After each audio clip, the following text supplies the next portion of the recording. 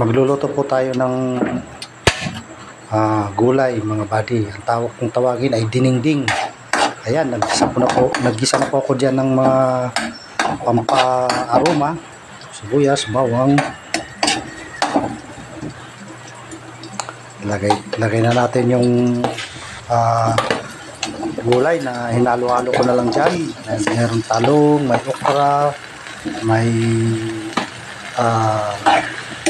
palaya. Hindi ko na inuluan ng bunga ng malunggay kasi wala akong nakuha. Haluan ko pa sana to ng bulaklak ng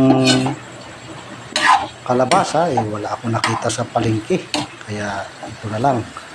Medyo marami-rami na po ito. Yung talong na kinuha ko dyan, yun yung bilog, kasi mas gusto ko yun, mas masarap yun.